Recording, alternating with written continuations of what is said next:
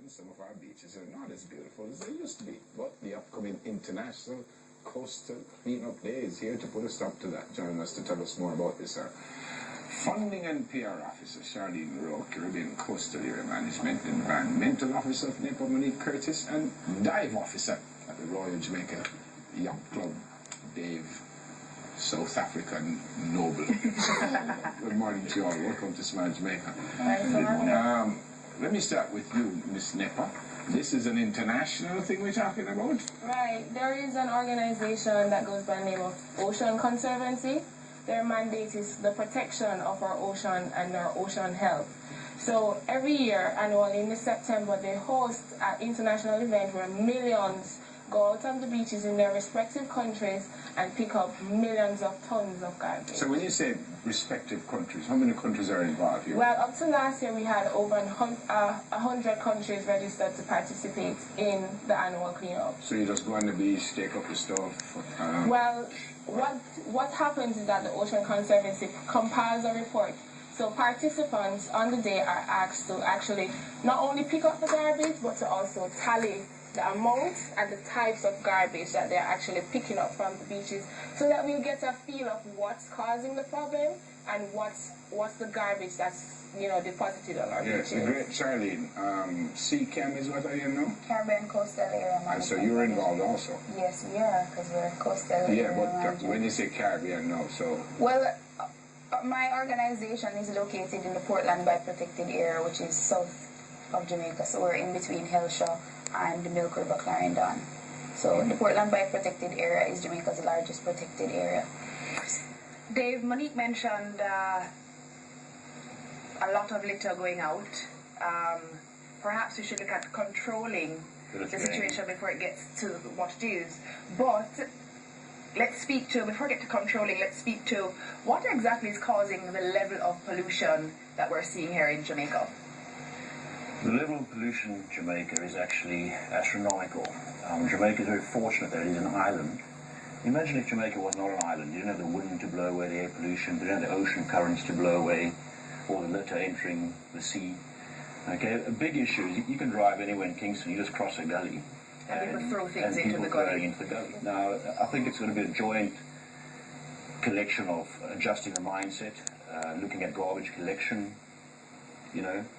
It's easy to say, yes, don't throw your garbage into the gully, but then again, you don't have any place to put your garbage. What you're going to do with it? You're going to carry it someplace yourself? It's not that easy. I think a huge drive has to be done in educating people. A huge drive has to be done by the government or other NGOs, whoever can sponsor garbage collection to prevent this garbage entering the ocean. Now, we from the Royal Jamaican Yacht Club, we've got deep roots. We've been in existence since 1884. We have over 570 members. We have over 200 boats. And we're out there. We're mariners. We're out in the oceans. Every week we're out there. We're seeing this garbage is floating by. There's strings and strings of garbage out in the oceans. Then you start seeing animals getting caught in this, turtles with plastic bags around their necks, things like that. It's appalling. So what we're doing on Saturday is we've got between 30 and 40 divers, and we will be conducting underwater cleanup around the Maiden Key area. Okay. NEPA approached us and put us onto the university divers, and then we've been involved with the Yacht Club. We've got a whole lot of divers from the Yacht Club and from schools, from American International School, and we'll be running the dive operation, cleaning up around the Maiden Key area. And that's also will give us the exposure, be able to tell people what is out there, what is happening, and hopefully this will send a message not just to Jamaicans but to people all over the world. We've got to start looking after our oceans. We've got to start, us as families at home, think about recycling, okay? It is very, very important. We've got to get away from this disposable type of lifestyle we have, where you just use something and chuck it away.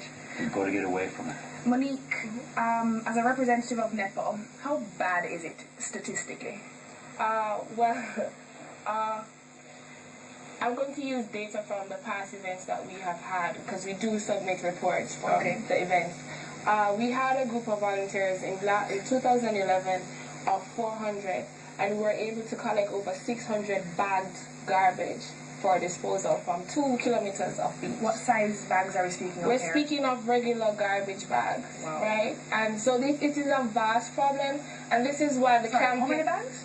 400 bags. Or 400 We have people? 400 volunteers, so 600 bags. 600 garbage Right. bags of with garbage. Right. So what we're trying to do is to campaign to the younger groups, the youth groups, the schools, and what we're trying to do is have them work with recycling companies, take back the message to their communities, get skips into the communities, have a routine garbage collection. And if they campaign for such activities within their group, then we are trying to spread the word across. Because what the national coordinators, JET, have been able to organize cleanups in all parishes. So persons who are interested can reach out to JET and find a cleanup in their beach, as well as get additional information that will stimulate some amount of recycling and waste management within their region. So you have your volunteers already to do this? Well, to date we have registered over 450 volunteers, including for the underwater cleanup. But as I said, there are other groups out there in almost every parish. Just find the nearest cleanup to your group and become involved. All beaches, specific beaches? Not all beaches, but all parishes. There are representatives all over Jamaica. Okay.